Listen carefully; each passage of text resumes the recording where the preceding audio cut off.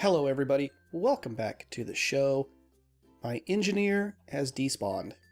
Very, very sad. Before I get started with this episode, I want to point out a few things that, mistakes that I made in making my turbine, my reactor and turbine setup here. And those mistakes were pointed out to me by my viewer, Yuri Diaz? I probably pronounced that wrong, in which case I totally apologize. I'm bad with names, I'll tell you that much right now. But Yuri pointed out a couple of problems and mistakes that I made, and so I was really thankful for that because he's absolutely right. So the first problem is, well, it has to do with moving the steam from the reactor to the turbine.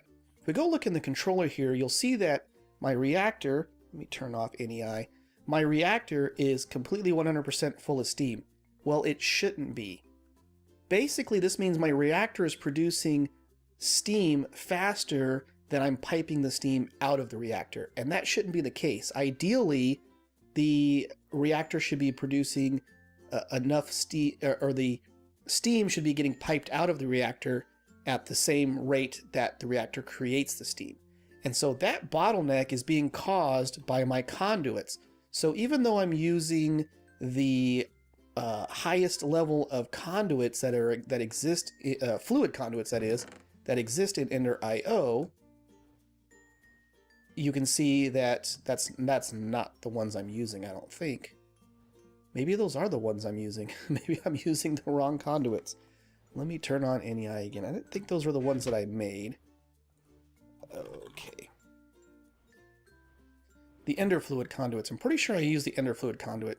But you can see there it has a maximum extract 200 millibuckets per tick, maximum IO 800 millibuckets per tick. I honestly don't know what the two different numbers mean, but I'm pretty sure those are the conduits that I used.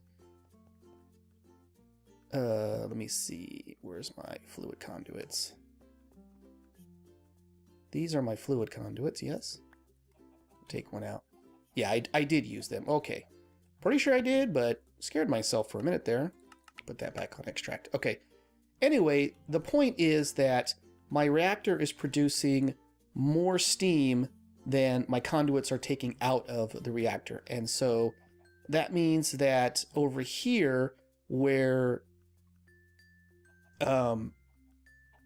this turbine is using 1,000 millibuckets per tick, which is fine, but my reactor can probably produce more steam. And if you recall from last episode, I told you that a turbine could use up to 2,000 millibuckets per tick. So if I had a way to move more steam per tick, I could run this reactor at a more energy generation. I don't have a way of moving fluids faster via any type of conduit, of these types of conduits. I don't have any other types of pipes or anything else that can transmit the fluids. The other way to do it is to put the turbine directly against the reactor and this output port directly against this input port. And that will transfer the steam as fast as it can into the turbine. And while that's an option, I don't like that option. I don't like the way it looks. I think I like having the turbine be separate. The second option is to make another access port and run a conduit into the turbine. I tried that and it didn't work. The third option is to make another fluid port and run it to a second turbine. That, I think, would work. The problem is, if you remember when I said I built that turbine, I used up 3 stacks of cyanite. I don't have 3 stacks of cyanite to build another turbine. And even if I could move this fluid faster, or if I were able to put the reactor or move the turbine and put it right up against the reactor, I would need to build a larger turbine, which is going to require more cyanite, and I don't have enough for that anyway. So that's the first problem that I have, which is that I probably am capable of generating more steam than I'm currently using, but I don't have the cyanite to build a bigger turbine or another turbine in order to effectively use it. So I might wait until I get more cyanite. I don't know if I'm that concerned about it because honestly, I don't need all the power. As you can see here, I've increased the size of my capacitor bank, currently storing 80 million RF. I'm really good on power for right now, so it's not a huge concern. But that is something to keep note of if you're building your own reactor turbine setup, is you can be limited by the speed with which the steam moves through the conduits. The second thing that Yuri pointed out to me was that I was running my reactor at high heat levels, basically at full bore, if you want to call it that. These are the fuel control rods, or the reactor control rods, I should say, and you can see now I have them inserted at 49%. So what I'm going to do is I'm going to go ahead and retract, hopefully, all of the rods. This is kind of weird, but that should retract them all, and I'm going to put it at 9% for now. And so if we go down here, you'll see this temperature rising. See how hot that's getting? Well, with the control rods completely retracted, it will be at its hottest temperature, and you will be burning up yellorium at a high rate. If you insert the control rod, so let's go and do that again. I'm going to go ahead and insert these to, let's see, how do I do this? There we go, to 49%. Now if we go look, you'll see the temperature is coming down. And when the control rods are inserted, it means it will, the fuel won't burn as quickly, as fast, as hot, something along those lines. So what you'll see here is that the amount of fuel that I'm using is gone down. I'm only using 0.030, now I'm only using 0.029 millibuckets per tick. So if you remember from the last episode, I didn't write down the temperature, but I was using 0.080 millibuckets per tick. But now, as you can see, I will burn much less than this. The temperature of this is still going down, and you'll notice it's still creating the 1,000 millibuckets of steam per tick. So I don't have to have it at that high temperature that I was running it at, and this will actually preserve the yellorium fuel. Now, the downside to it, of course, is it's not going to create cyanite as quickly because it's not burning up the yellorium as quickly. So there's a trade-off there, but it's another thing that you can do to adjust your reactor to fine-tune it depending on what you are trying to achieve. So you can see I'm still over here producing 6,500 RF per tick, but now I'm only burning 0.029 millibuckets of yellorium per tick. So again, this number, the top number stays the same, but this would go down to 0.029. Now, it would not be a fair comparison to this because I had, again, the control rods completely retracted on this setup. Had I had them pushed in, inserted more, maybe I would have been burning less fuel, but I might have been generating less energy. So again, trade-offs on how you do stuff. So anyway, wanted to point out those couple of things, and thank you, Yuri, for pointing out those things to me and the mistakes that I made with that. I do appreciate it because I miss stuff. I don't know everything about all these mods, and part of it is a learning process for me, so I really do appreciate it. All right, let's get to the meat of this episode. And for this episode, we're going to go to the spaceport. Dun, da, da, da. Okay, it's pretty darn empty. Where are we at? Oh, well, let's go up here. Woo, look, we're on top of the spaceport. Yay, it's a big giant dome, essentially. Let's turn back around and look. That's what it looks like. This is kind of hard to do because I don't have any ability to like hover. So it's a dome that I built sort of in the sky. And I put in I put in a travel anchor so I can go back and forth really quickly between here and my base. There's my factory you can just barely see. There's my blood altar. There's my failed attempt at an asteroid, or not the asteroid, my ritual, a mark of the falling tower, and etc. So what I'm doing up here, I've been doing Galacticraft stuff. I've already gone ahead and built machinery and things. I've gone through Galacticraft before. The building of the machinery isn't too terribly interesting, so I didn't want to walk through the building of stuff. What I am going to show you is the setup that I've done. So here I have an oxygen collector, and here I have the oxygen compressor. And I have in these walls some conduits. And what I've done here is I've set up these conduits so that if I put an empty oxygen tank, or I shouldn't say empty, a non-full oxygen tank into this chest, it will take it out, put it into the compressor, fill it, and then when it's full, bring it back out. So as I use my oxygen tanks traveling through space, I can drop them off here and they will automatically get filled up. That's pretty cool. This is just a circuit fabricator. I have to use this to make various things. Various circuits that you use, or wafers that you use to make the other machinery. Over here, I have a bank of these compressors, the electric compressors.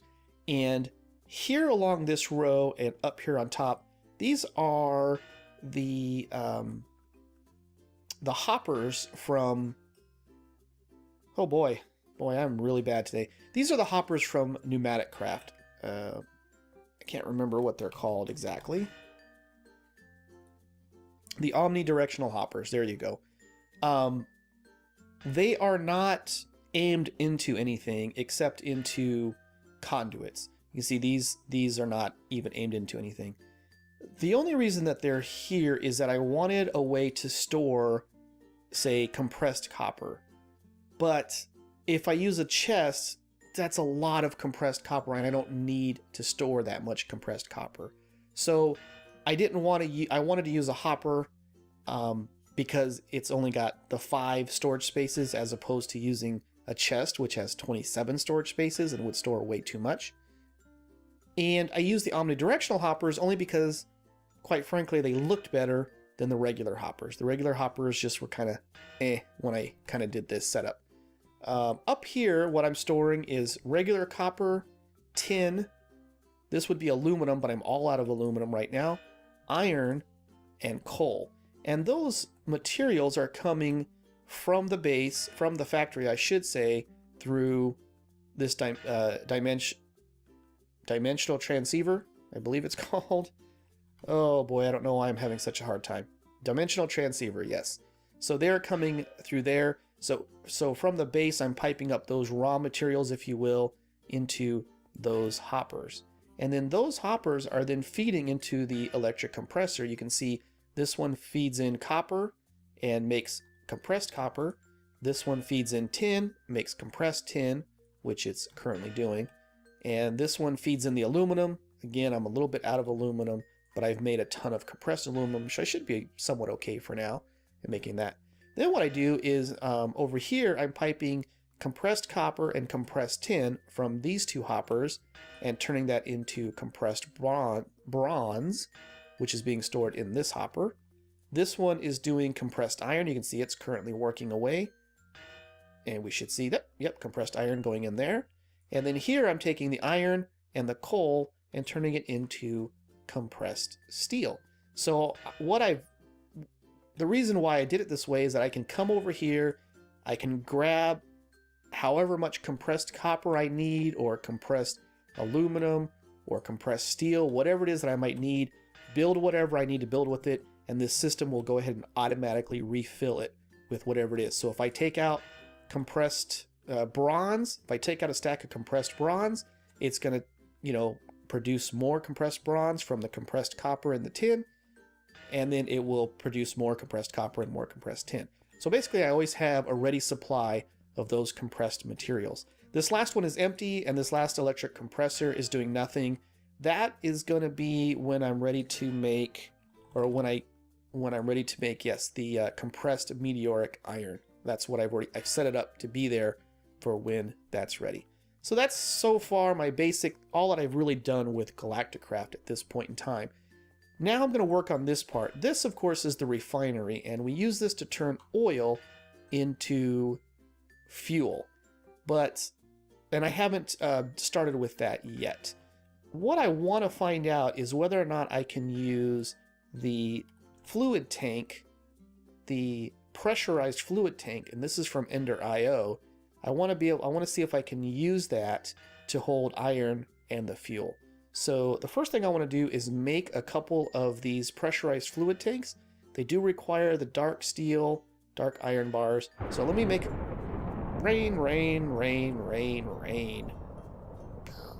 That was a heck of a thunderclap. Kind of scared me a little bit.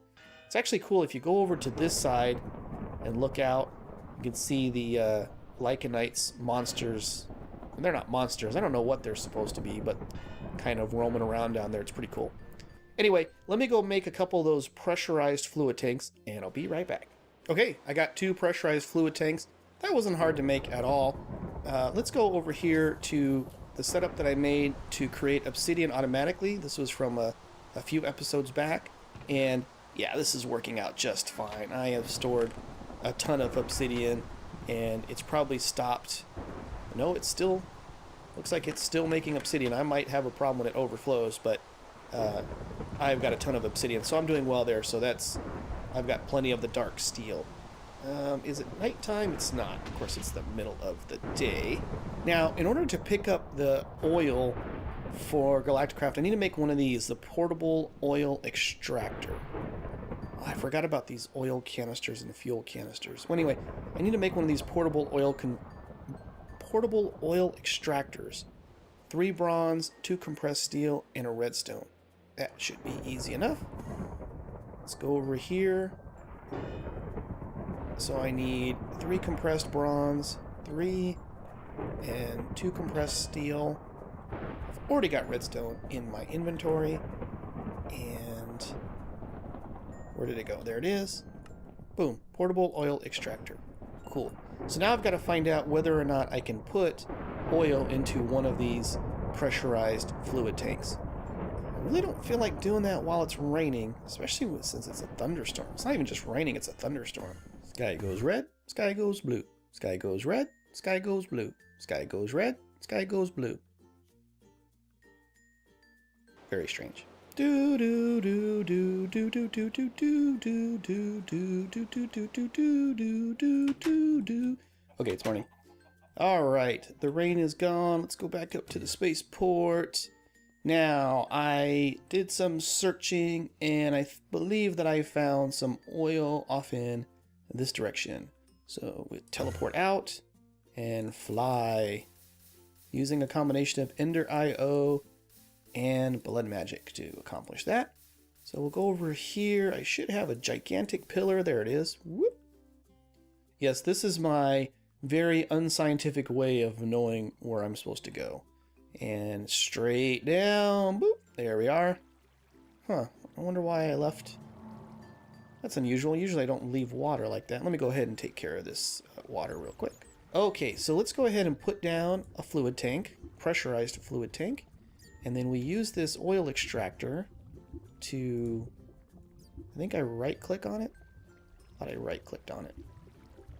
Right click, left click. Nope. Right click. Nope. Right click. Maybe I have some and I don't know it. I'm trying to remember. Oops. Well, this doesn't seem to be working, so let me go make what was it? One of these empty canisters. How is that hard to make? Compressed tin, steel, that's easy enough. Let me go make one of these and try again. Okay, I am back here. I'm going to go up to this upper level. And it turns out you do need to have one of these empty canisters from the Galacticraft mod. And then you just right click and hold down with your portable oil extractor. And it fills up this oil canister fairly quickly, actually. It's kind of surprising. So sadly, I cannot use the fluid tanks from Ender IO. This Galacticraft mod is a little fiddly sometimes.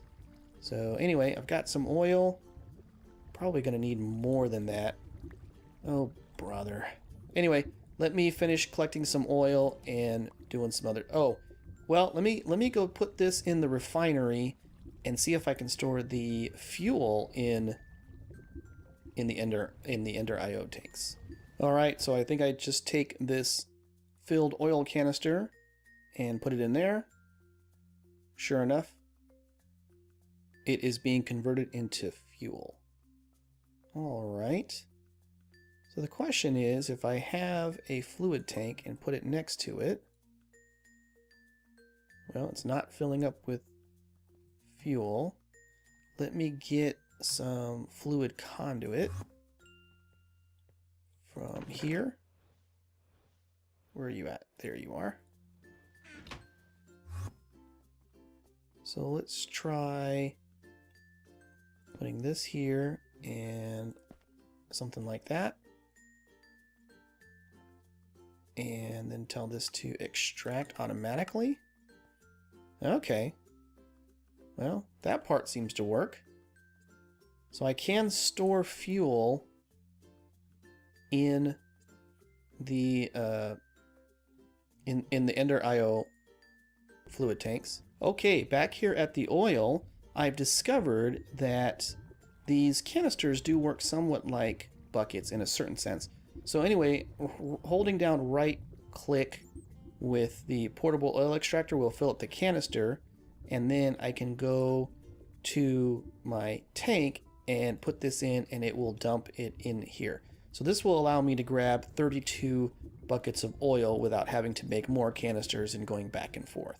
Okay, so I filled up this fluid tank with oil and brought it back, and as you can see, it seems to do fairly well piping it into the refinery. Refinery is turning it into fuel and storing it here in this pressurized fluid tank. So a little fiddly as far as collecting the oil to begin with, but once I have it, I can use these fluid tanks with no problem. Now over here, I've already built the things that I need: the oxygen mask, the oxygen gear, the frequency module, and a parachute. Those are the things I need for surviving on the other planets. The only thing I haven't built yet is the NASA workbench, which is... Dun, dun, dun, dun, dun. Where are you at? There you are, the NASA workbench. So I can make that, and then I can begin building the pieces I need to make my first rocket. I think I went ahead and made a bunch of these wafers, the wafers, yeah. So let me go clean up my inventory and build NASA workbench. Okay, I think I just need some compressed steel and the advanced wafer. And that should be everything. Yep, there we go. NASA workbench is done. Great. Where should we put you at? I need to leave the center part open. That's where I'm going to take off through. Or better example, except without hitting that. Let's just go ahead and put you here. Chunk. Dun, da, da, da. That thing looks cool. I wish... Yeah, I like the way that it looks. It looks pretty neat. Okay, now...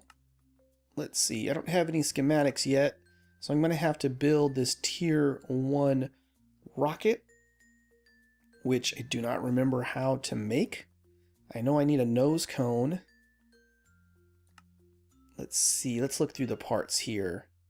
I know I need a nose cone there. I'm going to need rocket fins. I can't remember if I need 2 or 4. And let's see. Boy, where are all the parts at? Am I missing something here?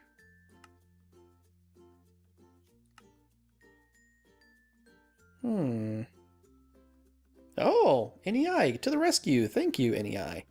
Okay, so I need a nose cone, 4 rocket fins, a Tier 1 rocket engine, and heavy duty plates. Oh, I forgot about heavy duty plates. Steel, bronze, and aluminum. But I don't think I want to store heavy duty plates. Do I? Are they used in anything? They are used in... Well, they're used in a few... Yeah, they're used in all these nose cone pieces and everything else. Okay, well, instead of meteoric iron, I guess I will use this compressor to start making heavy duty plate.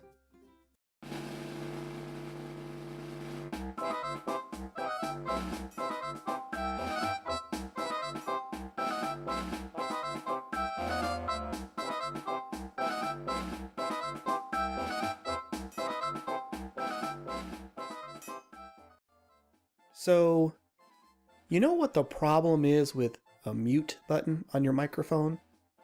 Sometimes you push the mute button and you forget that you've done so, and then you start talking into it, and nothing that you said gets recorded. Basically, I built my rocket. I made all of the necessary parts.